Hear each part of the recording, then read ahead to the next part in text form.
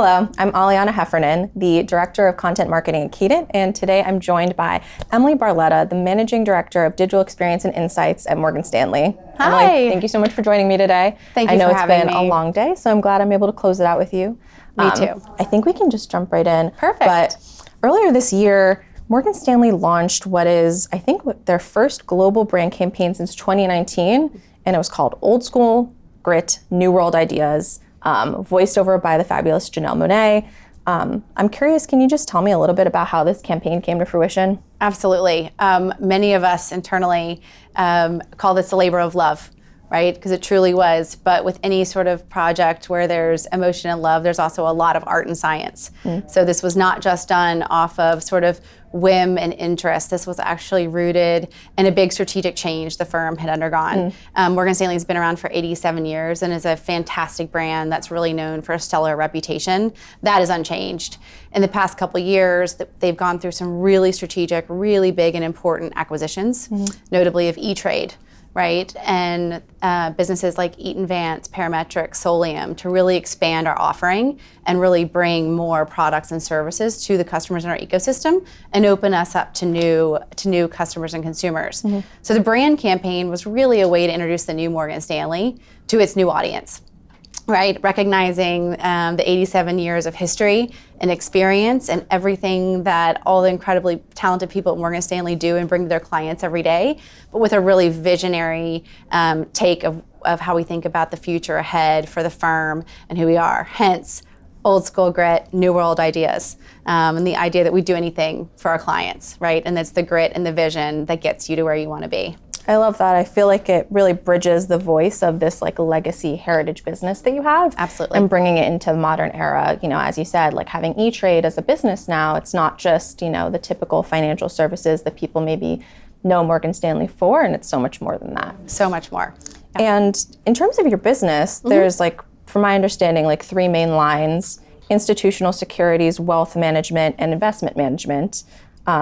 I'm curious, how do you balance marketing across these different offerings when they have such different customer sets behind them? Yeah, it is one of the challenges and opportunities we have as a business, right? We run the gamut, especially like I said, with these new acquisitions.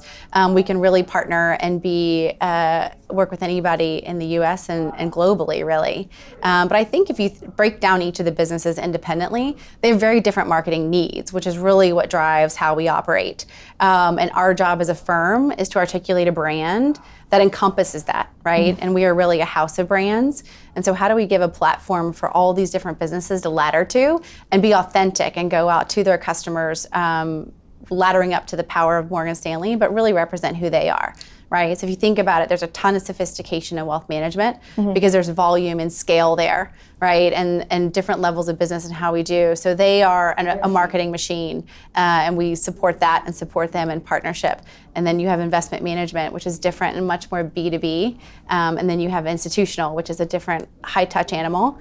So everybody is sort of in it for the customer's best interest, and you just customize. But I think everybody is at a different level of maturity and different level of need. And we really look at it and try to be need-led.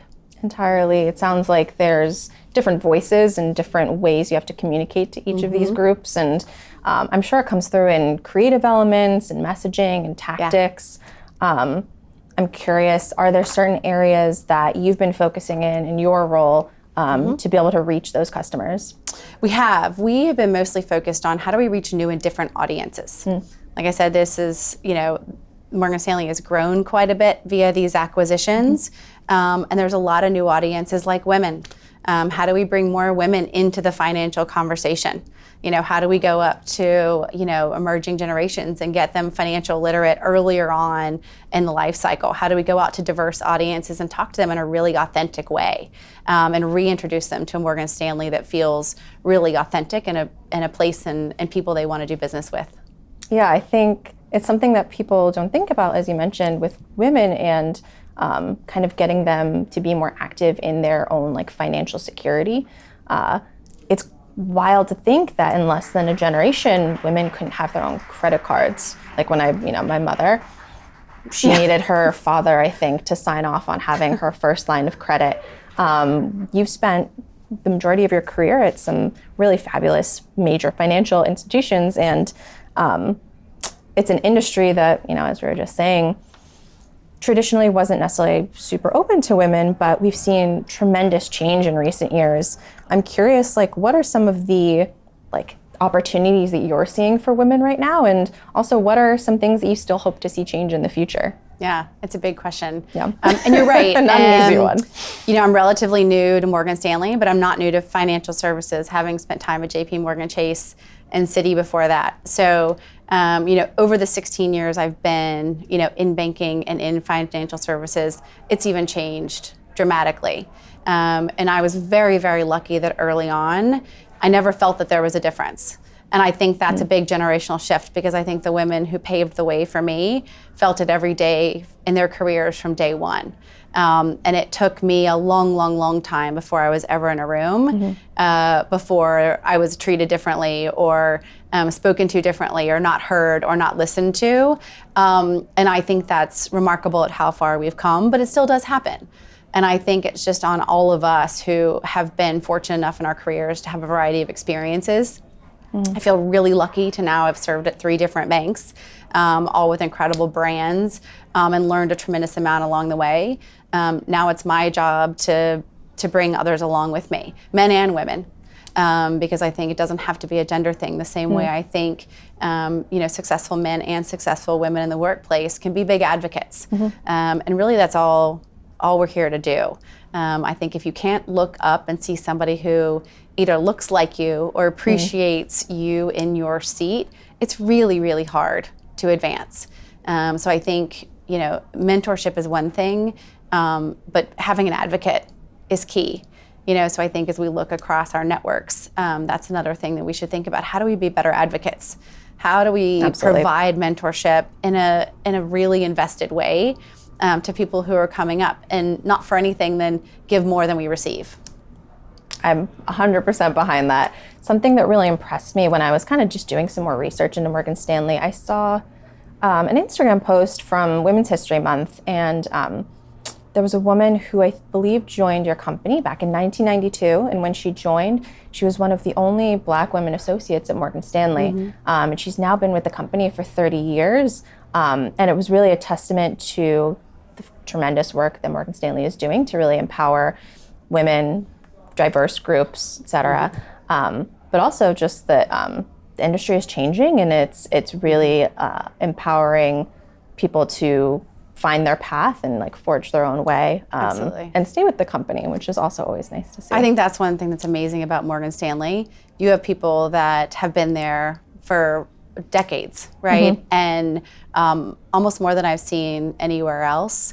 People it's the followership of the people internally. There's very steady, very strong leadership, but there's also a real love of the firm and a love of the company, and that's amazing to see. And I think through that, we want to bring in different new people. And we're also very thoughtful, and I've been very impressed in my short tenure there so far, how much emphasis we put on recruiting, how much emphasis we put on what does our brand say to people so that they want to come join us. And we get the right people in the doors who build on our culture, protect it, live our values in a really authentic way.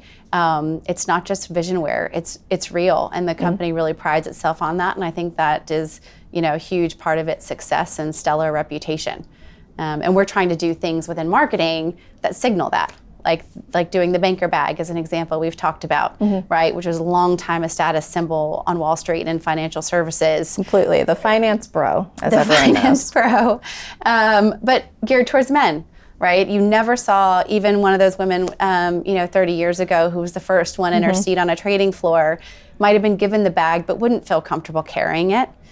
So one of the biggest and most fun efforts the team has done with actually rave success is the partnership with Rebecca Minkoff to create a banker bag 2.0 really designed for a woman, and how a woman who works in financial services can carry the bag and have that same sort of symbol walking around New York City or wherever she is around the globe, that she's a part of this financial community and someone who is doing great things professionally with something that resonates deeply and feels comfortable to carry.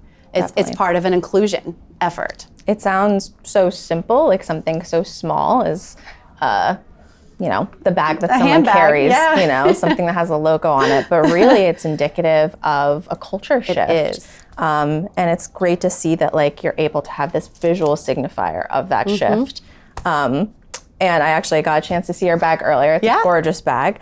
But I think in true like magazine interview format, I'd be remiss if I didn't ask you if you could share maybe like what's in your bag. What do you typically carry? Oh, I love it. I love it. Well, today I came up very early on the Acela. So I was on the Dark 30 Acela to get here today, which I was thrilled to do. So I've got a tech bag full of cords and wires and things to keep me powered up through the day.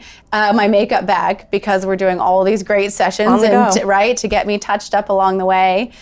Things like wallet, 2 different iPhones, one for work, one for personal, and then a notebook that I couldn't get through my day without. I'm a writer downer and a list person, and so but that's all I have. So traveling pretty light. Nice. And I think I just wanted to close out with kind of getting a sense of what advice would you give to other women that are entering the financial services industry? Particularly if they're entering. I mean, I think there's a lot of different advice I'd give at different stages of someone's career. But I think entering, whether it's entry level or learning a new industry, is just be bold and be curious. I think there's a lot of pressure on people to hit certain milestones and marks. And I find a lot of people get very preoccupied and distracted by what's next, when's the next promotion, like when's the next this. And I think we feel that way about our lives in general these days. But I think one of the best things to do is learn, right? New to like professional life, new to a new career, new to a new industry. Be curious and be willing to take jobs and opportunities and even projects, right? That introduce you to more functions, more content, more experiences, and more people, right? Grow a network. You learn so much from people these days. And I think if you take a look back, those that were willing to do that at earlier stages of their career and take on extra that really pushed them and introduced them. And like I said, it doesn't have to always be everything. It may be something in your wheelhouse, but you do it for a new business or a new partner, and it extends your network.